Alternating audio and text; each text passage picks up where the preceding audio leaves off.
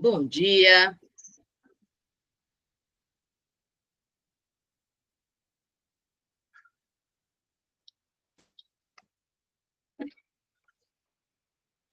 Cris, eu vou fazer só uma breve abertura, tá? Pode, à vontade.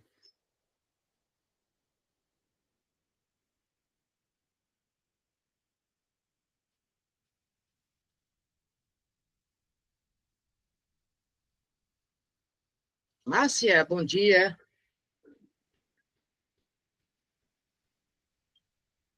Edjane.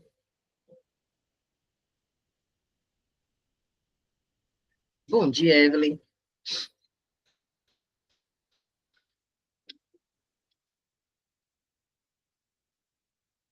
Bom dia.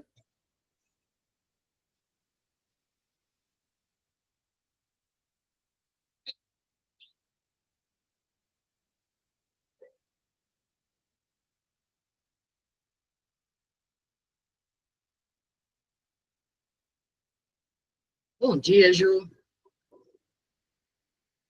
Que tenhamos um dia maravilhoso, com certeza.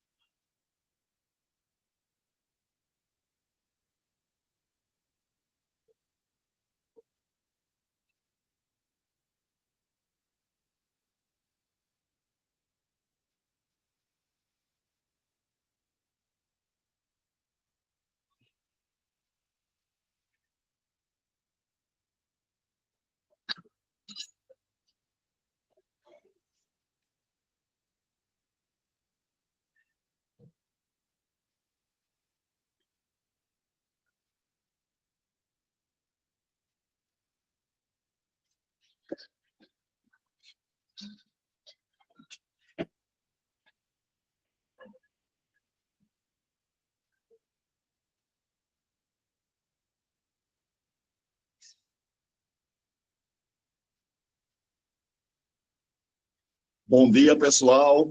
Estão me vendo? Estão me ouvindo? Sejam todos muito bem-vindos à nossa super maratona, reta final para o concurso do Tribunal de Justiça do Estado de Pernambuco. Muito obrigado pela confiança em nosso trabalho. Tanto eu quanto a minha querida Marcela Negro Monte estamos muito felizes com a presença de vocês. Agradecer também aos nossos professores por aceitar esse desafio aqui, que é simplesmente colocar vocês não na porta do TJPE, mas dentro do TJPE. É isso que a gente quer fazer com vocês, colocar vocês dentro do TJPE. E vocês vão conseguir, vocês sabem disso. Obrigado aí pela confiança no nosso trabalho, tá? Espero que seja muito proveitoso, tanto o dia de hoje quanto o dia de amanhã. Amanhã vocês terão dose dupla comigo, tá? Tanto com direito administrativo, quanto direito, quanto a legislação específica. A aula de hoje vocês vão começar, vocês já receberam o cronograma da aula de hoje, né? Vocês vão começar com a professora Cristiana Costa, nossa querida Cristiana Costa, uma referência em concurso público, tanto em direito processual civil quanto em direito constitucional, e sem falar que é uma simpatia de pessoa e de ser humano, tá? Talvez não, com certeza, uma das melhores professoras que a gente tem aqui no nosso país, nessas duas disciplinas, tanto processual civil quanto direito constitucional. Então, sejam todos muito bem-vindos, que Deus continue iluminando vocês o dia de hoje, o dia de amanhã e, sem dúvida, o dia da prova de vocês, tá bom? Então, curtam a maratona de vocês, tá bom? Então, vou me despedindo aqui, vou também aqui para as minhas maratonas de professor, e amanhã eu estarei logo cedinho também com vocês, tá, gente? Grande abraço. Cristiana, Boa aula para você. Mais uma vez, muito obrigado por ter aceitado esse nosso convite, esse nosso desafio, tá bom? Sucesso, Cris. Um prazer. Obrigada, Robson. Bom dia, pessoal. Tudo bem? Eu estou dando tanta aula que eu já ia dando boa noite, mas tudo bem. Deixa eu me apresentar, tá? Para quem não me conhece, meu nome é Cristiana Costa. Eu sou professora de Direito Constitucional e também de Direito Processual Civil. Hoje eu vou entrar com Direito Processual Civil. Normalmente, quando a gente pega as turmas de TJ, inicia aí com força total o processo civil, que é uma matéria que eu amo de paixão. Sou advogada há 23 anos, atuo na área civil, ou seja, eu vivo o processo civil 24 horas por dia, seja em aula, seja na advocacia. Processo civil não é simples, mas o objetivo da gente é simplificar o processo civil aqui para a prova de vocês. Então, a gente vai já iniciar. Deixa eu só compartilhar minha tela, porque vocês vão acompanhando a mim e a minha tela com as questões para a gente aí resolvendo. Então, olha só, vamos lá. Primeira questão que eu selecionei, e eu acho que existe um potencial gigantesco de cair, é relacionada à ação. Então, a gente tem ali o primeiro capítulo da jurisdição e da ação. Então, eu estou apostando que desses dois vai cair uma questão de ação. Deixa eu passar aqui, ó. Essa aí é a minha linha processual. Então, imagina só, quando a gente tem uma ação judicial, a gente vai entrar com a petição inicial, contando a história ao juiz, vai fazer uma fundamentação jurídica, vai fazer um pedido. Agora o juiz vai citar o réu. Antigamente ele era citado para contestar, agora ele é citado para comparecer a uma audiência de conciliação, e não havendo conciliação, ele vai apresentar a sua defesa, que a gente chama de contestação. Se ele trouxer alguma coisa contra o autor na defesa, o juiz chama agora o autor para fazer a réplica. Então, ó, inicial, contestação, réplica. Aí agora, cada um já disse a sua versão, vamos abrir a fase de instrução, onde as partes vão trazer provas para convencer o juiz de que a sua versão é a correta. Fez a audiência de instrução, razões finais, um apanhado geral, e o juiz vai dar uma sentença. Observa só, imagina que eu tenho A processando B, então A alega que comprou um carro a B, pagou o valor do carro e B não entregou o carro. Esse direito aqui de propriedade sobre o carro é o que a gente chama de direito material. É o que você quer. Quem tem direito a quê? O que é que você quer? Onde está na lei dizendo que você tem direito à propriedade do seu carro? Esse é o direito material. Mas o direito de ação é esse aqui, ó. O direito de ação é o seu direito de obter uma decisão judicial resolvendo o direito material. Só que, veja, se eu ganhar o direito à propriedade do carro, o juiz der uma sentença de procedência, dizendo que eu tenho direito ao carro, o direito de ação foi concretizado. Se o juiz der uma decisão de improcedência, dizendo que eu não tenho direito ao carro, da mesma forma o juiz decidiu. Então, o meu direito de ação continuou sendo concretizado. Porque o meu direito de ação não é o direito de ter o carro. O meu direito de ação é o direito de ter a sentença decidindo se eu tenho direito ao carro. Eu posso ganhar ou perder, mas na hora que o juiz deu a sentença, o meu direito de ação se concretizou. A questão é que para eu atingir essa ação, eu vou precisar de dois requisitos. Para eu conseguir essa sentença de mérito que resolva o direito material, eu dependo de dois requisitos que a gente chama de condições da ação. Então, vamos lá. Primeiro caso. Interesse de agir ou interesse processual, que é a mesma coisa. Para você entrar com a ação e obter uma decisão do juiz, você precisa que a ação seja útil e necessária para o que você quer. E o procedimento seja o adequado. Então, por exemplo, eu cumpri todos os requisitos para eu me aposentar. Mas, ao invés de eu ir no INSS pedir aposentadoria, eu resolvi entrar com ação na justiça e pedir ao juiz que condene o INSS a me aposentar. Vê, a ação é necessária para eu me aposentar? Não. O juiz vai dizer, olha, filha, eu não vou julgar aqui o seu processo, porque essa ação não é necessária para você obter a aposentadoria. Vá lá no INSS e peça aposentadoria. Aí o que é que ele vai fazer? Ele vai dar uma sentença extinguindo o feito sem resolução de mérito, dizendo que não vai poder julgar. Ó, não posso julgar porque a ação não é necessária para isso. Vá no INSS, peça a sua aposentadoria. Agora, se eu fui no INSS, pedi a aposentadoria e o INSS negou, agora a ação é necessária para eu obter a aposentadoria. Então, agora eu tenho interesse de agir. Agora eu tenho interesse processual, o juiz é obrigado a julgar o mérito. A segunda condição da ação é a legitimidade.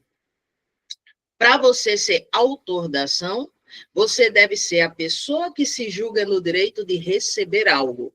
Para você ser o réu da ação, você deve ser aquele que deve suportar o ônus de pagar alguma coisa.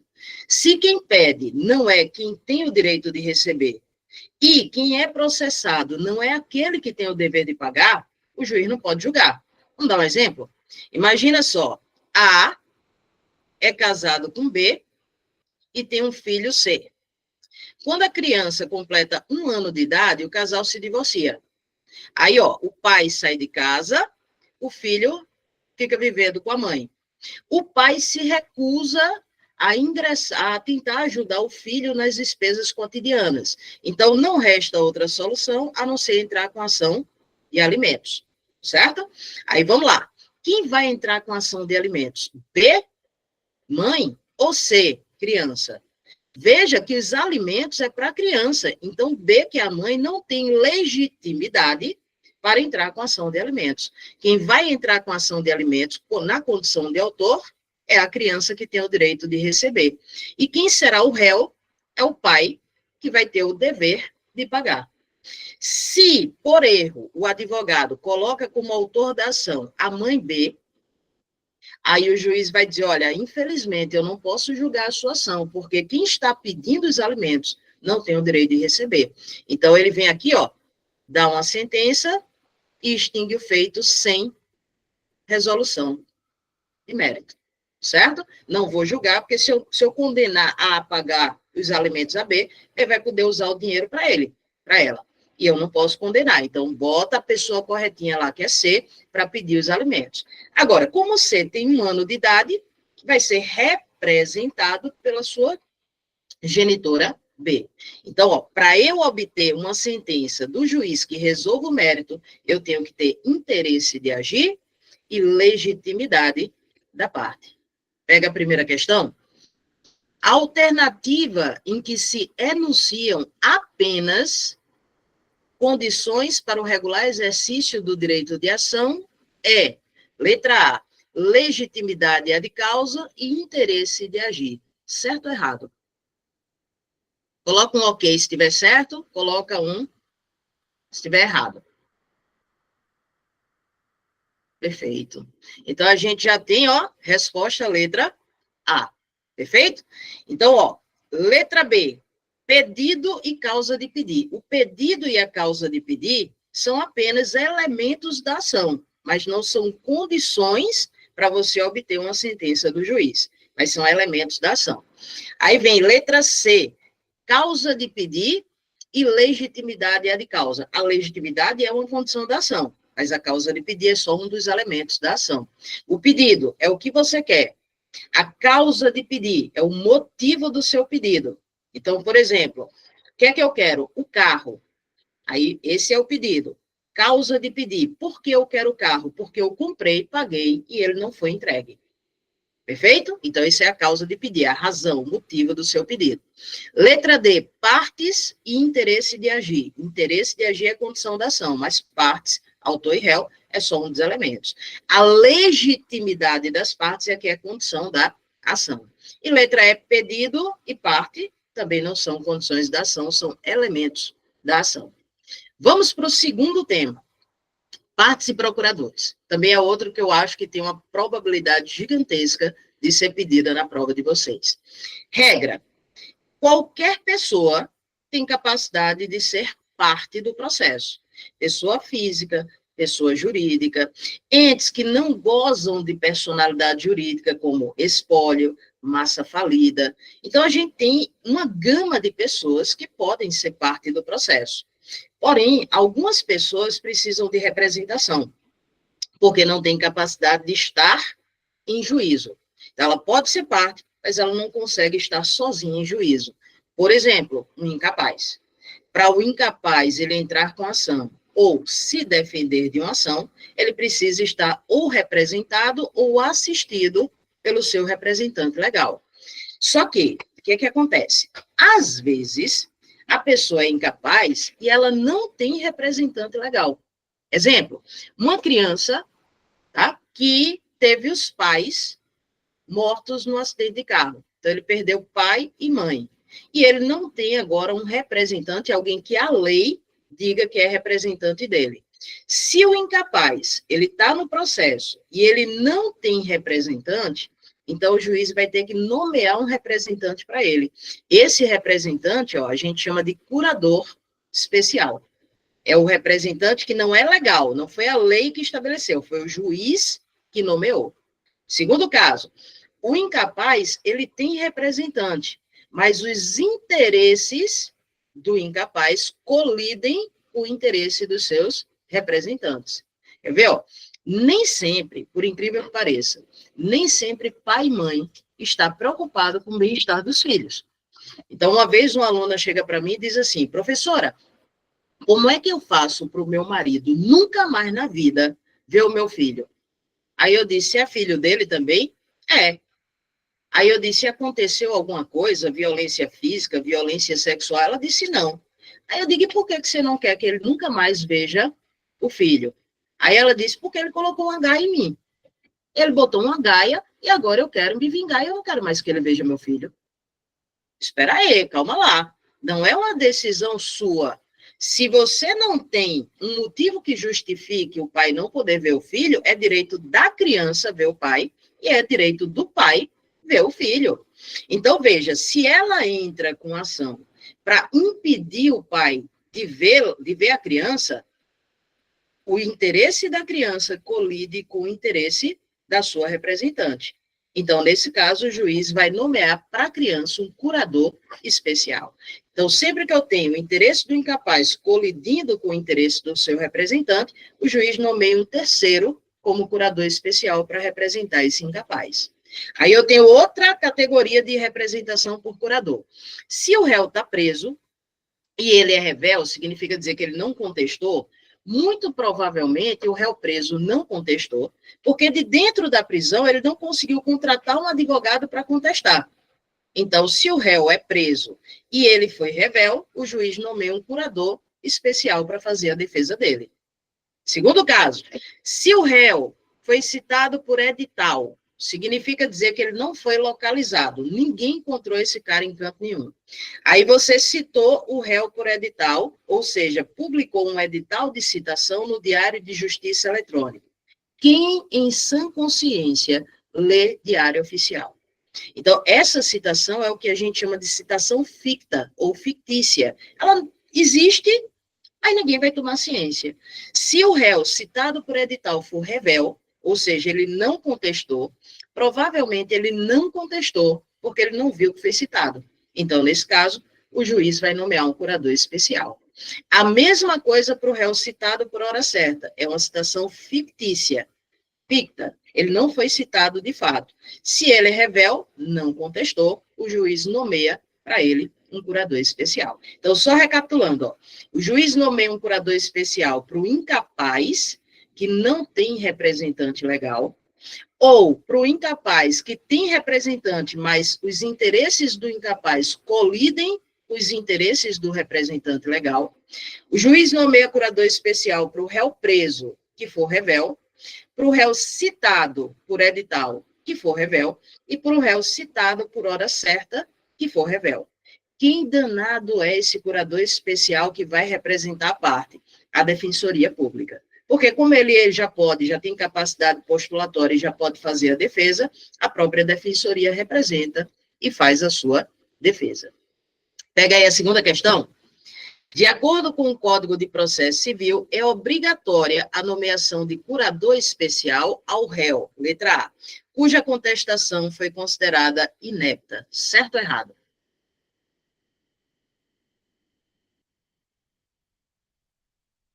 Errado, perfeito, né? O juiz, se a pessoa contestou e contestou errado, paciência, posso fazer nada. Ele tem representante, e o representante vai lá e se responsabiliza. Letra B, ao incapaz, mesmo que tenha representante legal. Se eu tenho um incapaz no processo, mas ele está devidamente representado, o juiz nomeia curador? Não, não tem por que nomear curador, ele vai ser representado pelo seu representante.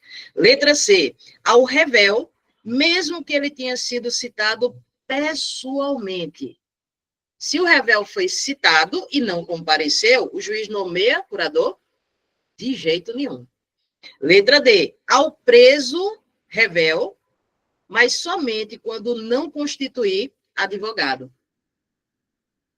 Agora sim, se o preso é réu, não constituiu advogado, eu vou partir do pressuposto de que ele não constituiu advogado porque não conseguiu sair do presídio da penitenciária para contratar um. Então, agora o juiz vai nomear um curador especial para fazer a defesa dele. E letra E, que declarar não ter condições de contratar um advogado. Se a pessoa não pode contratar um advogado, tem a Defensoria Pública que atua Tem material para download? Tem, Marcela? Ajuda, por favor. Tem uma pessoa aí com dúvida no material. Se a pessoa ela não tem condições de contratar um advogado, a Defensoria Pública atua gratuitamente para os necessitados, mas não na condição de curador, e sim na condição de procurador, tá? Curador é outra coisa. Vamos para frente. Ministério Público é outra que eu estou apostando que deve cair na prova de vocês. Ministério Público, ele é eu acho que os slides estão no grupo, dá uma conferida.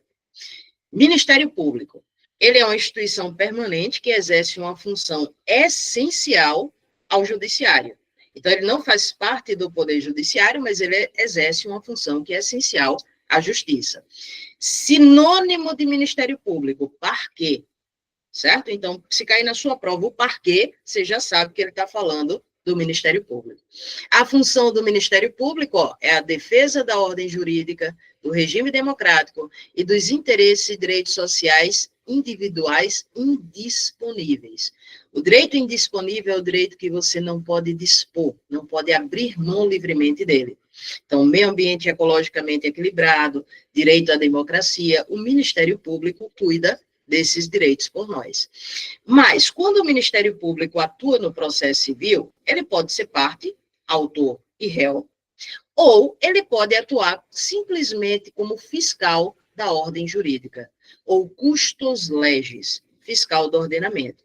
Como fiscal do ordenamento, ele não está defendendo o interesse dele, nem mesmo de outra pessoa. Ele está lá no processo, observando se a lei está sendo cumprida de forma adequada. E é claro que os processos, em geral, não precisam da fiscalização do Ministério Público, porque você já vai ter um procurador que vai fiscalizar para você, o seu advogado.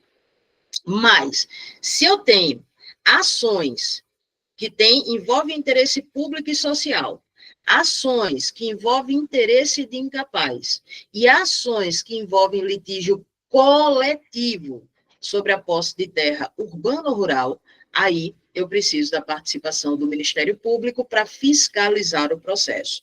Observa só, o fato da Fazenda Pública participar do processo não envolve a participação do Ministério Público. O que leva o Ministério Público a participar é a causa envolver interesse público ou social. Segundo, os litígios individuais sobre a posse de terra, rural ou urbana, não envolvem a participação do MP, só os litígios coletivos. Terceiro, não precisa o incapaz ser parte da ação.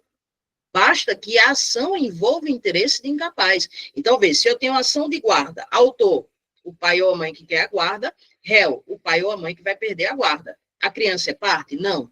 Mas se está discutindo a guarda do filho e a criança é incapaz, o Ministério Público, ele é obrigado a participar, certo? Então, o Ministério Público, vamos supor, a pai brigando pela guarda do filho, que é B. A guarda do filho, B é a mãe, certo? O filho não é parte. O Ministério Público vai ser intimado para se pronunciar após as partes, depois da parte. Então, vê, o juiz vai escutar o autor, petição inicial, vai escutar o réu, contestação. Agora, a gente vai chamar o Ministério Público, que ouviu a versão do autor, ouviu a versão do réu, e agora ele vai emitir um parecer. Esse parecer aqui, que é uma opinião, são 30 dias para emitir. Se o Ministério Público deixa passar os 30 dias e não emite o parecer, o que é que o juiz faz? Pega o processo de volta das mãos do Ministério Público e dá andamento. Porque parte-se do pressuposto que se o Ministério Público não emitiu o parecer, é porque ele não tinha nada para falar. Então, esse caso aí é fiscal da ordem jurídica, certo? Então, se o Ministério Público, nos 30 dias que ele tinha para fazer o parecer, ele não pontuou nada, o juiz pega o processo de volta e dá andamento. Se ele emitiu o parecer, ótimo, devolve o processo vai ter andamento normal. Perfeito. Prazo para emitir parecer, acabei de falar, como fiscal do ordenamento jurídico, ele tem o prazo de 30 dias para emitir o parecer. Agora, as prerrogativas do Ministério Público, quando ele atua como fiscal do ordenamento jurídico, terá vistas dos autos depois das partes. Vê, voltando aqui, não tem sentido o autor entrar com a petição inicial, o Ministério Público se pronunciar, porque ele só vai ter acesso a uma versão, a versão do autor. Então, primeiro escuta o autor, depois escuta o réu. Depois que escutar os dois, chama o Ministério Público para ver as duas versões e emitir o seu parecer.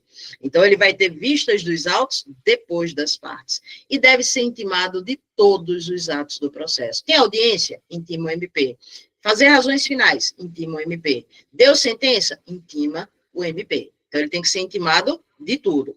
Além disso, o Ministério Público pode produzir provas, requerer medidas processuais pertinentes e dos mais importantes, já chego lá, e um dos mais importantes, recorrer. Hoje, o Ministério Público ele pode recorrer, seja como parte, mas ele também pode recorrer como sendo fiscal do ordenamento jurídico. Então, ele tem o direito de recorrer. Só que, vamos lá, o Ministério Público tem prazo em dobro para suas manifestações nos autos. Aí, respondendo a questão, Fazenda Pública também? Também, mas está em outro artigo, certo? Então, vê, se eu, Cristiana, sou autora, sou ré, perdão, eu tenho 15 dias para contestar. Mas se o Ministério Público vai contestar, ele tem 30 dias. Se eu, Cristiana, tenho 15 dias para apelar, se é o Ministério Público que vai apelar, ele vai ter 30 dias. Isso porque você tem um número limitado de procuradores para milhares de processos. Aí vê só que tem um detalhe. Se o Ministério Público ele tem prazo em dobro, é para os prazos que são comuns para todos. Então, por exemplo, prazo para contestar, para todo mundo é 15, para o Ministério Público é 30. Segundo, prazo para recorrer, para todo mundo é 15, para o Ministério Público é 30. Mas se eu coloco o prazo para direto, a lei estabeleceu o prazo ao Ministério Público, aí eu não dobro, o prazo é simples. Então, por exemplo, o Ministério Público tem 30 dias para proferir o parecer. Esse prazo foi criado para o MP, veja que ele já foi criado esticado. Então, eu não dobro, 30 dias. Mas se o prazo é para todo mundo, 15 dias para recorrer, o do Ministério Público, a gente dobra. Ju, respondendo a tua pergunta, hoje os prazos são computados apenas os dias úteis, os prazos processuais, tá? Então, a gente vai contar os dias úteis. E aqui, ó, não vai poder ser prorrogado, a não ser, Fábio, nas hipóteses que o Código expressamente prevê, tá? Que é caso de motivo de força maior, problemas de locomoção, aí a gente pode, mas a regra é que não é prorrogado. Preste atenção nessa regrinha. Ministério Público e juiz, eles respondem civil e regressivamente quando eles agirem com dolo ou fraude. Escrivão, chefe de secretaria e oficial de justiça, eles respondem civil e regressivamente quando agem com dolo ou culpa. Observem que vocês, quando aprovados, responderão por culpa, negligência, imprudência e imperícia. Juízes e membros do Ministério Público não respondem por culpa, só quando agirem com dolo ou fraude. E a responsabilidade é regressiva. Primeiro se processa o Ministério Público. Aí o Ministério Público entra com ação de regresso contra o promotor ou procurador que cometeu o ato ilícito. Pega as questões? Terceira questão. Assinale a assertiva correta com relação à atuação do Ministério Público no processo civil. Letra A. Fim do prazo para manifestação do Ministério Público sem o oferecimento do parecer, o juiz requisitará os autos e dará andamento ao processo. Certo ou errado? Certíssimo, né? Não emitiu o parecer, pressupõe que não tem nada a falar, dá andamento ao processo, resposta letra A. Letra B. O membro do Ministério Público será civil e diretamente responsável quando agir com dolo ou fraude no exercício das suas funções. Certo ou errado? Errado, né? Ele vai responder civil e regressivamente, não diretamente. Civil e regressivamente quando agir com dolo ou fraude. Letra C. Nos casos de intervenção, como fiscal da ordem jurídica, o Ministério Público terá vistas dos autos antes das partes, sendo intimado de todos os atos do processo. Ele vai ter vistas dos autos depois das partes, né? E letra D, o Ministério Público atuará na defesa da ordem jurídica, do regime democrático e dos interesses e direitos sociais e individuais disponíveis. Seriam os indisponíveis, né? Então, ficamos aí com resposta letra A. Juiz, é outro que eu também tenho uma aposta aí que deve cair. Juiz não pode se recusar a julgar, alegando lacuna ou obscuridade da lei. Então, o juiz, mesmo que ele chega o caso para ele vai procurar na legislação, não tem nada dizendo a ele como é que julga, ele vai ter que julgar. Mas aí ele vai se socorrer de artifícios, como analogia, costumes, né, outros artifícios que ajudem ele a julgar. Depois eu passo o gabarito direitinho, tá? Só para não parar o raciocínio. Então, vê, recentemente a gente teve uma lei que passou a obrigar as empresas, companhias aéreas, de aviação civil, a permitir que cachorros de até 10 quilos, eles viajem junto com os passageiros. Mas a lei só fala de avião. Imagina que eu quero viajar com meu cachorro de até 10 quilos, só que eu quero viajar com ele no trem. E eu não tenho uma lei. Aí eu entro com ação na justiça e peço ao juiz que aplique a lei, aliás, que julgue e permita que eu ande com o meu cachorro no trem. O juiz vai olhar a lei não regulamenta o caso. Mas ele pode agora ver que existe uma lei regulamentando a mesma situação para avião e aplicar essa lei por analogia ao trem, em situações semelhantes. Então, vê, ele vai ter vários artifícios, mas a única coisa que ele não pode fazer é deixar de julgar. Esse princípiozinho a gente chama princípio da proibição do non liquid. O non liquid é ausência de clareza. Tá? Não está claro, o juiz não pode deixar de julgar alegando ausência de clareza na lei. Então, se tiver lacuna ou obscuridade, o juiz é obrigado a julgar. A lei permite ainda um outro artifício, que seria ele julgar por equidade. O que danado é equidade? O bom senso. Não tem lei, ele vai usar o seu bom senso. Porém, para ele julgar por equidade, é preciso que a lei permita o juiz julgar por equidade. Então, só nos casos previstos em lei. Exemplo, honorários advocatícios sucumbenciais. Ele é fixado entre o mínimo de 10 e o máximo de 20, do valor da causa. Mas, se a causa tiver um valor inestimável, por exemplo, você quer o quê? A guarda dos seus filhos. Quanto é que vale os filhos? Tem como a gente quantificar? Esse aqui é chatinho, vale 10, esse aqui é um filho de ouro, vale 1.000. Não tem como você quantificar.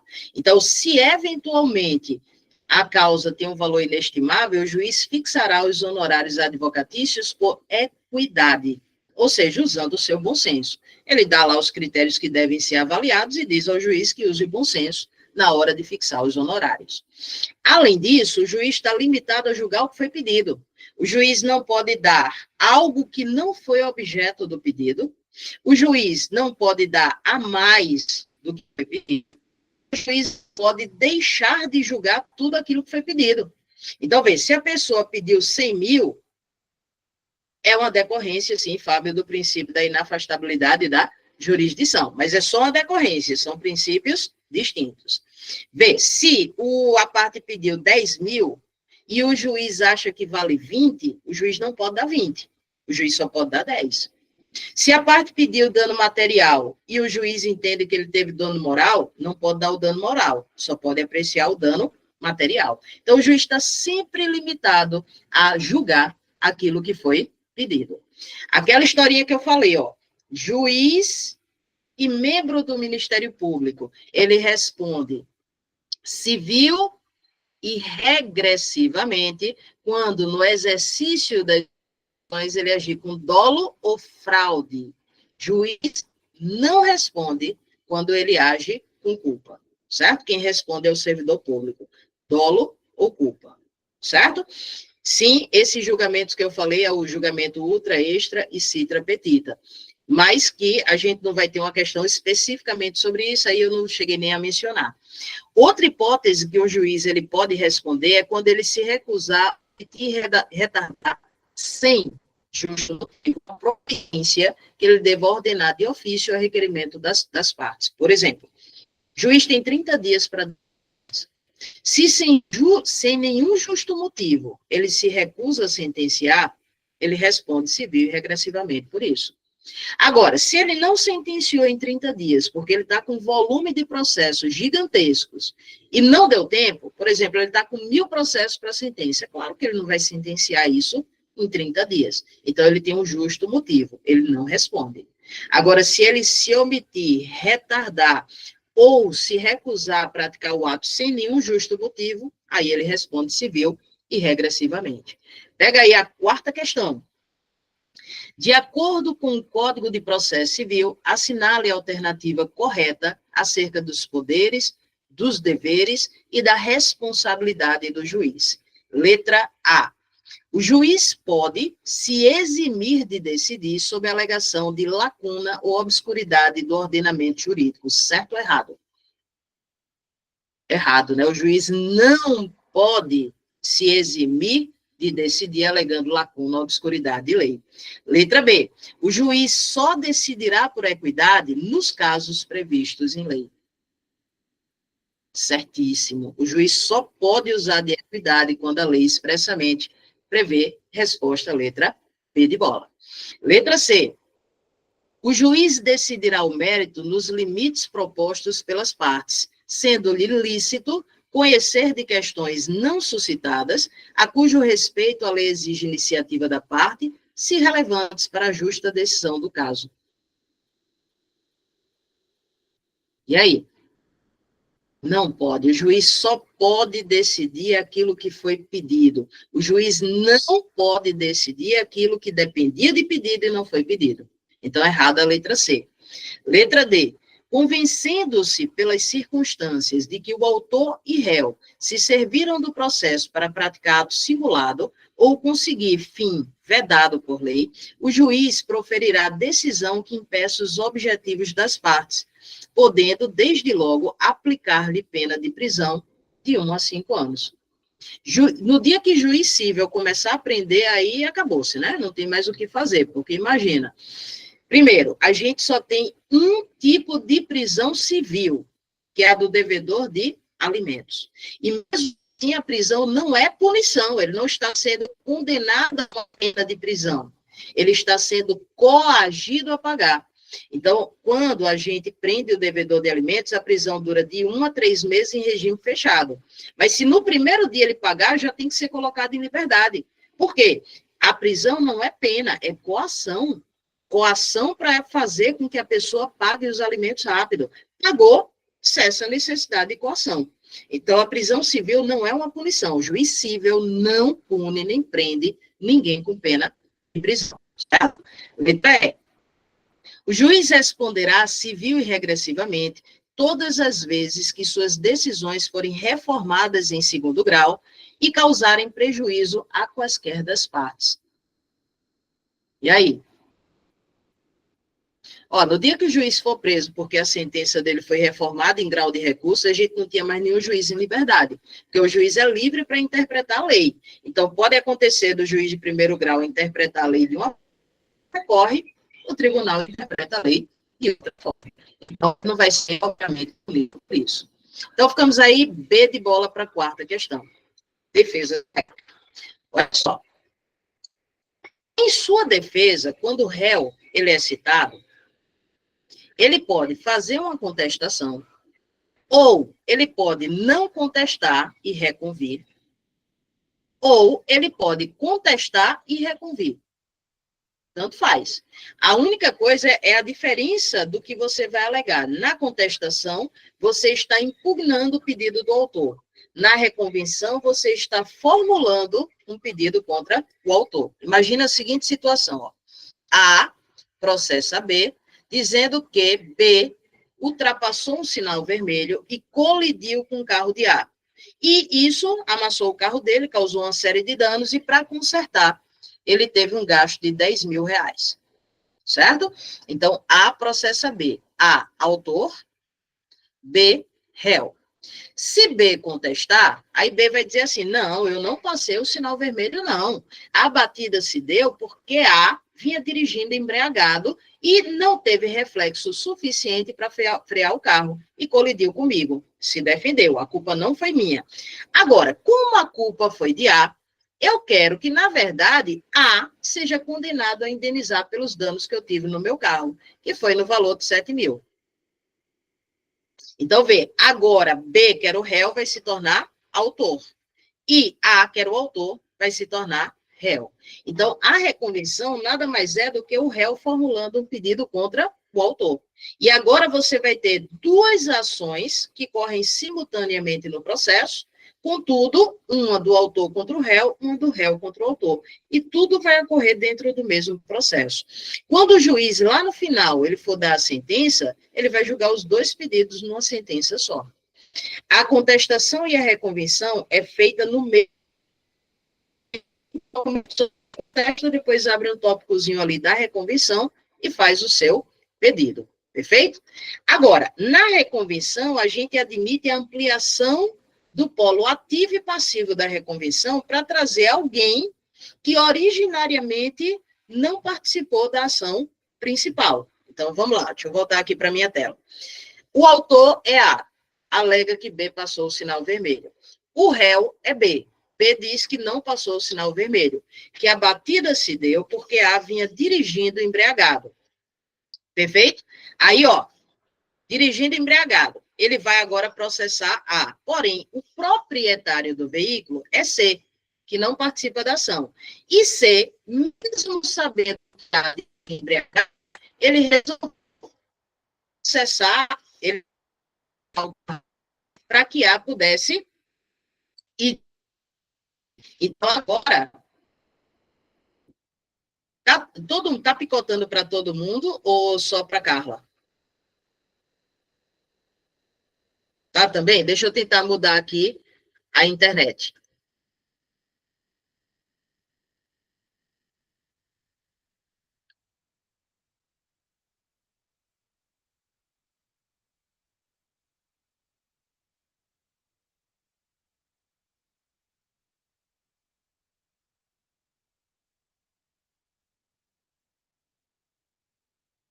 Vejam agora se melhorou.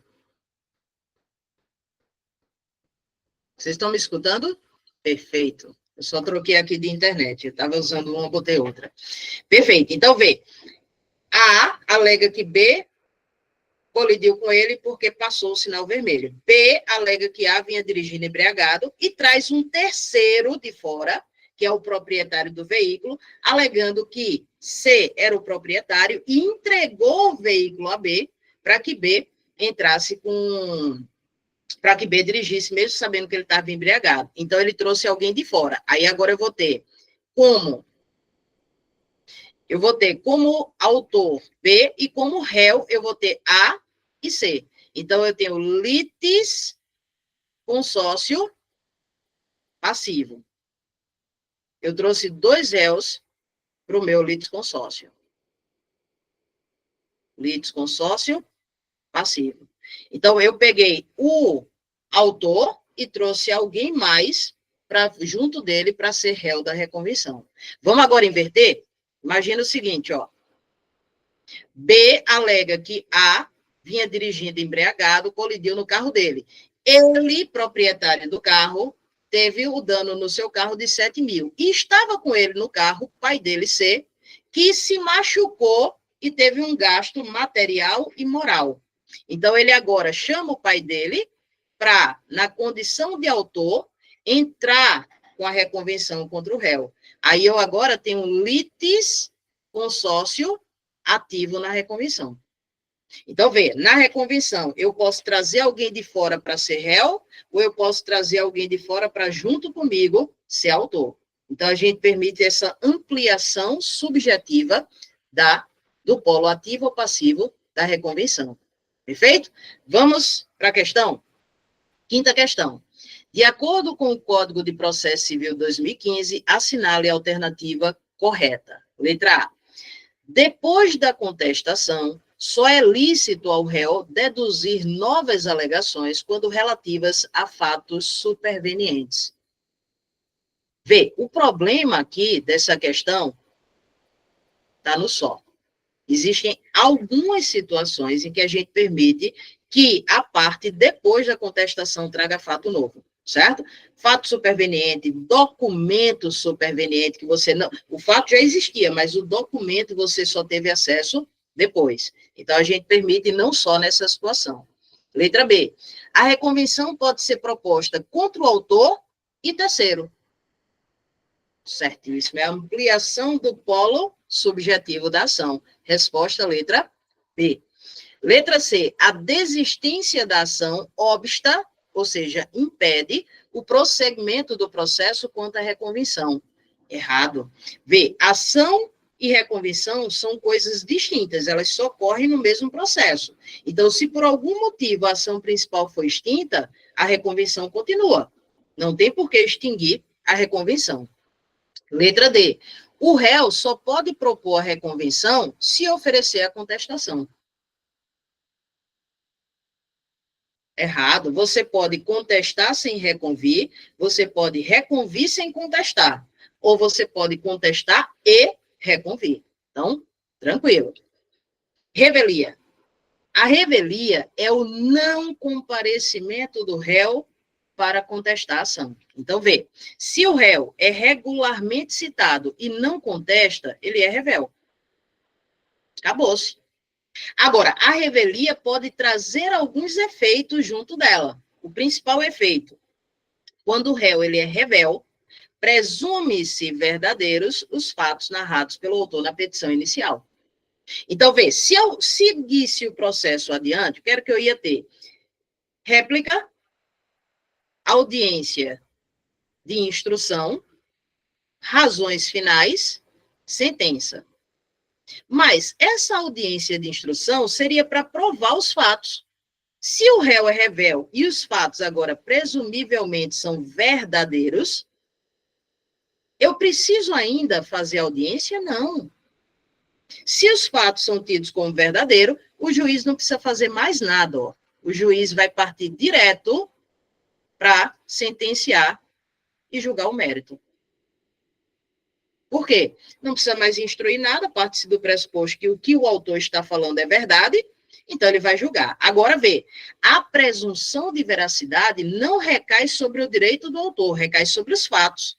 Então, o juiz, na hora de julgar, ele vai ter os fatos como verdadeiros, mas pode negar o direito do autor. Se entender que, diante daqueles fatos que o autor narrou, ele não tem direito, o autor perde a ação do mesmo jeito.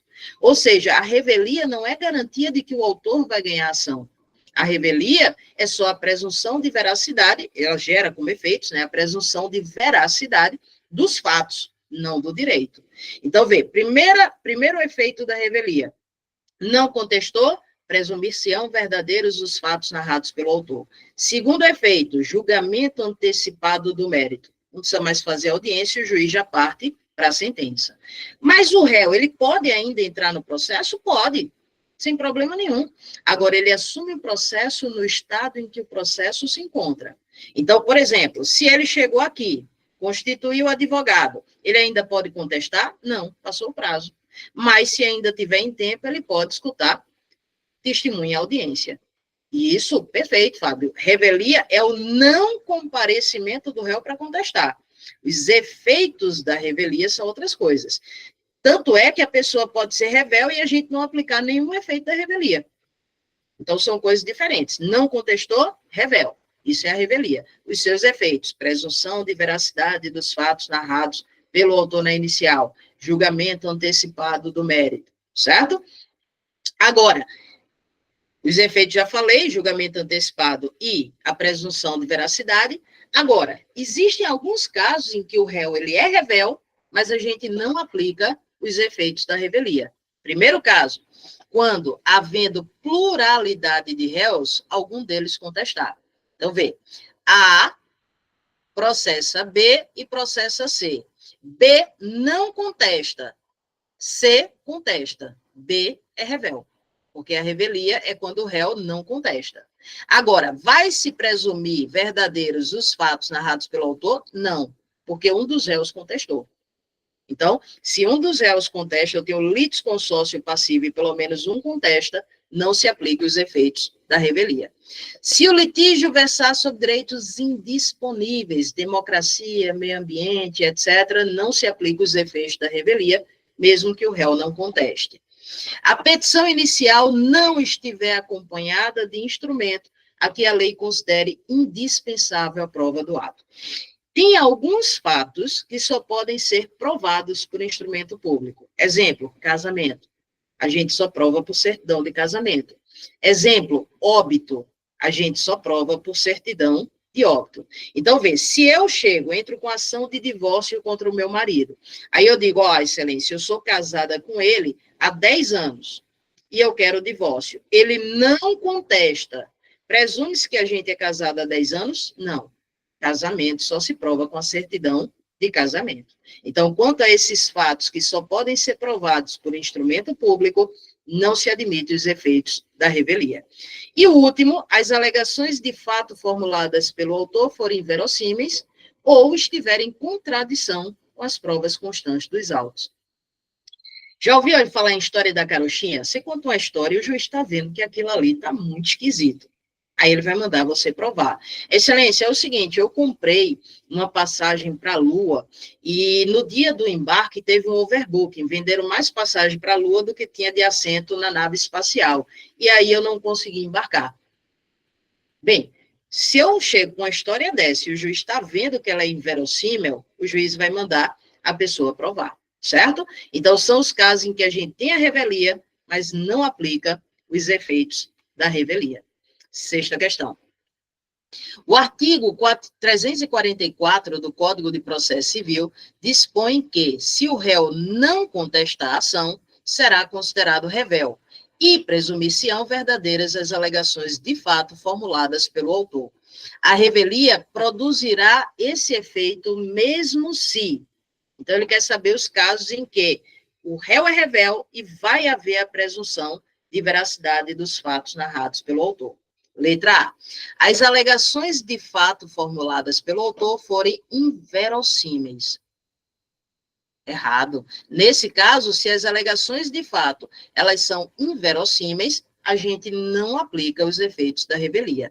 Letra B. Houver litisconsórcio passivo e algum dos réus contestar a ação. E aí? Errado. Se alguém contestar a ação, não se aplica os efeitos da revelia. Letra C. O réu apresentar contestação intempestiva, mas antes do julgamento da ação. A gente aplica os efeitos da revelia? Intempestiva é fora do prazo. Aplica, né? Então, resposta, letra C. Letra D. O litígio versar sobre direitos indisponíveis. Não se aplica os efeitos da revelia. E letra E, as alegações de fato formuladas pelo autor estiverem em contradição com as provas constantes dos autos. Também não se aplica o efeito da revelia. Perfeito? Então, ficamos aí com a resposta letra C. Julgamento conforme o estado do processo. B. Regra. Processo comum. Ele vai o quê? Petição inicial, citação, audiência de conciliação, contestação, réplica, audiência de instrução, razões finais, sentença. No julgamento antecipado do mérito, você não faz nada disso. Você chega aqui e dá a sentença de mérito.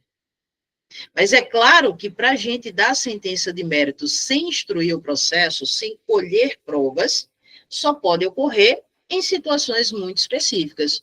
Primeira delas, se o processo já tiver com todas as provas e não houver mais necessidade de produzir provas em audiência. Porque, vê só, a audiência de instrução, ela só serve para colher provas orais.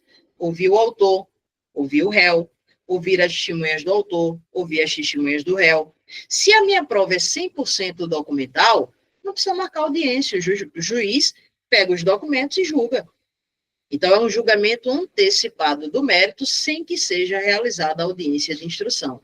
Segundo caso, se o réu é revel e a gente aplicar os efeitos da revelia, significa dizer que os fatos narrados pelo autor presumivelmente serão considerados verdadeiros. Então, ainda precisa ser provado? Não. Então, o juiz dispensa a audiência de instrução e profere sentença antecipadamente. Então, esse é o julgamento antecipado de mérito. Mas eu ainda tenho o julgamento antecipado parcial de mérito, quando você faz vários pedidos e o juiz antecipa a decisão de um deles, e o outro ele vai e leva até o final para a fase de instrução. Vamos lá, deixa eu dar um exemplo. Pessoal, A entra com ação contra B de divórcio com partilha de bens. Então, A entrou com a petição inicial, não houve acordo, chega na contestação, B chega e diz o seguinte, ó, eu concordo com o divórcio, não quero mais viver com ele. Mas eu não concordo com a partilha. Perfeito? Se tem dois pedidos e um deles é incontroverso, o que é que o juiz pode fazer? Dar uma decisão parcial de mérito e conceder o divórcio. Porque esse aqui não tem mais discussão. A partilha segue adiante para instruir o processo. E o juiz só vai julgar a partilha quando ele der a sentença, porque aí eu preciso instruir o processo, colher provas. Mas o que for incontroverso, o juiz pode de imediato julgar parcialmente o mérito. Como essa decisão parcial de mérito, ela não põe fim ao processo, ela é uma decisão interlocutória. Certo? Então, a decisão parcial de mérito, primeiro caso, pode ocorrer quando um dos pedidos se mostrar incontroverso. Segundo, quando um dos pedidos já estiver pronto para julgamento com provas documentais e o outro pedido depender de prova ser produzido em audiência. Aí o pedido que já está pronto para julgamento, o juiz julga. O outro vai para a instrução e depois, vou responder, Ludmila, e depois da instrução o juiz dá a sentença julgando o restante. Vê só. Dessa decisão que julga parcialmente o mérito, como a gente tem uma decisão interlocutória, o recurso cabível é agravo de instrumento. E da decisão que julga totalmente o mérito, aí a gente tem o recurso de apelação. Então, vê, da decisão que concedeu o divórcio, que era parte do pedido, agravo de instrumento. Da decisão que der a partilha, que é a audição final, recurso de apelação. Perfeito? Pega a questão? Sétima questão. No processo de conhecimento, o juiz percebe que as partes não estão dispostas a conciliar. As partes do processo, ao serem questionadas pelo juiz sobre a produção de prova, declaram não ter mais provas e sustentam que todas as provas já foram apresentadas. Então, vê, não existe mais necessidade de produzir prova em audiência. Certo? A medida que o juiz deve adotar nessa situação é, letra A, determinar a redesignação da audiência de instrução e julgamento. Errado, se não tem prova a ser produzida em audiência, para que ele vai designar de novo a audiência? Não tem sentido. Letra B, determinar a suspensão do processo para aguardar a localização de novas testemunhas. Tem sentido, se não tem mais prova a produzir, ele julga logo. Letra C, nomear defensor público para representar o autor no processo. Imagina, ó, vocês têm prova a produzir? Não, excelência, a gente já produziu todas as provas, então bota um defensor público que ele não sabe o que é que ele está fazendo, não. Isso não tem sentido, né? Seria Despiciendo isso. Letra D. Designar um perito para realizar nova prova técnica. De jeito nenhum. E letra E. Promover o julgamento antecipado do mérito. Se não tem mais prova a produzir, dá logo a sentença. Resposta, letra E. Nossa última questão, recurso. Certo? Então, vamos lá. Para recorrer, eu preciso ter uma decisão. Então, só se recorre das decisões.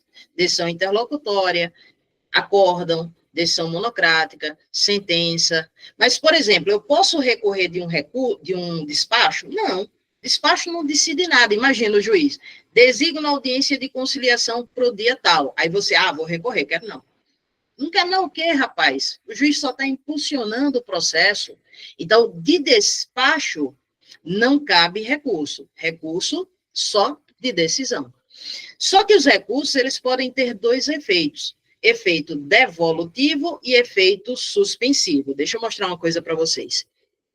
Quando o juiz profere a sentença, quem decide é o juiz. O juiz faz parte do Poder Judiciário, concordam comigo? Aí eu venho da sentença e entro com recurso de apelação. Aí a apelação vai para um tribunal. O tribunal também faz parte do judiciário. E digo mais, o judiciário é uno. Deixa eu ver aqui a pergunta do Fábio. Mesmo diante de uma manifestação expressa de que não quer audiência de conciliação, aí depende, Fábio, por quê? A audiência de conciliação, ela só não ocorre em duas situações. Se autor e réu, ambos, disserem que não querem a conciliação. E se o direito não admitir conciliação. Então, por exemplo, se o autor entra com a inicial e diz eu não quero conciliar, o juiz marca do mesmo jeito, porque pode ser que o réu queira. Aí, o autor deve manifestar que não quer conciliar na inicial. E o réu tem até 10 dias antes da audiência de conciliação para dizer que também não quer conciliar. Aí o juiz desmarca. Mas a regra é que ele sempre marca, certo?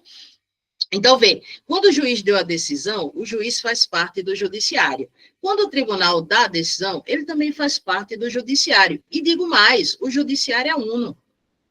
A divisão que a gente faz primeiro e segundo grau é só didática, mas só tem um judiciário. Então, na hora que o juiz julga, e eu quero que o processo seja julgado de novo pelo tribunal, eu quero que ele seja julgado de novo pelo mesmo poder judiciário, através de outro órgão. Então, eu estou devolvendo a matéria para que o judiciário julgue de novo. Efeito devolutivo. Sempre que você pede a reapreciação, a reanálise daquela matéria, você está devolvendo a matéria para o judiciário julgar de novo. Já o efeito suspensivo, o juiz condenou o réu a pagar 10 mil ao autor. Eu recorri, suspende a sentença e até que ela seja confirmada, você não precisa pagar. Efeito de suspender a sentença, suspender os efeitos da sentença. Regra, os recursos têm efeito devolutivo. Mas, em regra, os recursos não têm efeito suspensivo. O único recurso que, como regra, tem efeito suspensivo é a apelação. Os demais, só devolutivo. Agora, eu tenho a figurinha do recurso adesivo, que é o recurso que adere no outro recurso. Então, vê, imagina o seguinte, eu pedi um dano moral de 10 mil. Aí o juiz, na sentença, condenou o réu a me pagar 7. Aí eu posso pensar assim, se eu apelar, a apelação tem efeito suspensivo, não vou receber 7 agora. Se eu não apelar, transita em julgado e eu recebo os 7 agora. Aí eu prefiro receber agora, não vou apelar. Perfeito, decidi que não vou apelar. Porém, no prazo de apelação, a outra parte apelou. E a apelação tem efeito suspensivo, então não vou receber do mesmo jeito. Aí eu vou ficar pensando, poxa vida, se eu soubesse que ele iria apelar, eu tinha apelado também. Aí vem a apelação adesiva. No prazo das contrarrazões, eu posso oferecer as contrarrazões e oferecer a apelação adesiva. Na apelação adesiva, essa minha apelação, olha o nome, adesivo, cola na apelação principal. Se a apelação principal for conhecida, a minha apelação adesiva será conhecida. Se a apelação principal não for conhecida, a minha apelação adesiva não será conhecida. Se a parte desiste da apelação principal, a minha apelação adesiva não vai ser julgada. Se a parte não desiste da apelação principal, a minha apelação adesiva vai ser julgada. Certo? Então, a apelação adesiva é a apelação que gruda na apelação principal, ela cola. Só que eu só admito o recurso adesivo na apelação, recurso extraordinário, recurso especial. Mas nenhuma outra modalidade de recurso a gente admite a forma adesiva. Então, vamos para a nossa última questão. Oitava, acerca dos recursos, considere. 1. A interposição de recursos não impede a eficácia da decisão recorrida, salvo disposição legal ou decisão judicial em sentido inverso.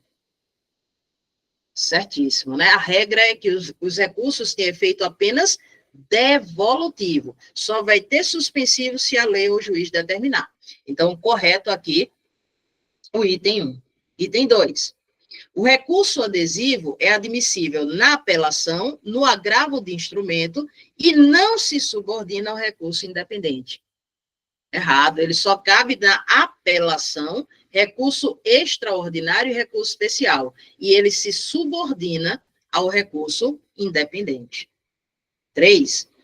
O recorrente pode desistir do recurso a qualquer tempo, sem anuência do recorrido ou dos litisconsortes.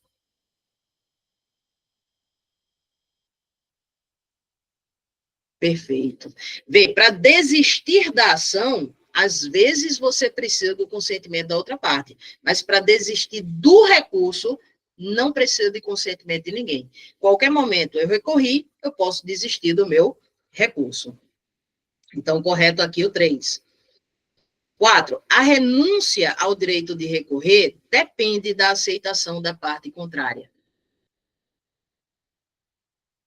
Não depende, né? Você pode renunciar ao seu direito de recorrer a qualquer tempo. Então, ficamos aí com o correto 1 e 3, resposta letra E. Então, é isso, pessoal. Fiz aqui um apanhado dos assuntos que eu acho que tem uma maior probabilidade de ser pedido em prova. E aí, a gente vai agora arrasar na prova do TJ. Eu, sinceramente, vou dizer uma coisa, eu não quero mais ver vocês por aqui. Eu só quero ver vocês no fórum. A melhor coisa que eu sinto na minha vida, é o que eu sinto de melhor, é quando eu chego no fórum, vou ser atendida e alguém diz assim, professora, a senhora está aqui. Cara, dá uma alegria, uma satisfação tão grande de encontrar vocês realizados que vocês não têm noção, tá? Espero que eu tenha ajudado. Vou estar torcendo por vocês nessa prova. Eu quero que vocês arrasem para a gente se encontrar agora só lá pelo fórum, ok?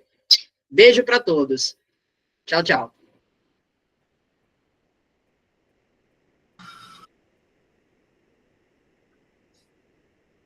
E aí, gente, tudo certinho? Gostaram? Bom dia para todo mundo, bom dia para vocês. Espero que vocês estejam gostando. Daqui a alguns segundos, a professora Vanessa vai chegar para dar o show dela, mas eu queria primeiro agradecer a vocês por estarem aqui, por terem confiado nessa jornada do TJ no trabalho da gente, né? No meio do professor Robson, desses professores que estão aqui, incríveis, que também me deram um voto de confiança nessa trajetória. Então, para não me alongar, vou chamar a professora Vanessa. Professora, dá um bom dia aqui para a gente, por favor. Oi, gente, muito bom dia, tudo bom? Vocês me escutam bem?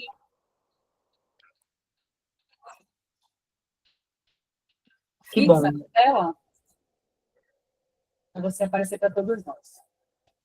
Pronto, professora, pode começar suas considerações e vou encerrar essa gravação e começar outra, tá?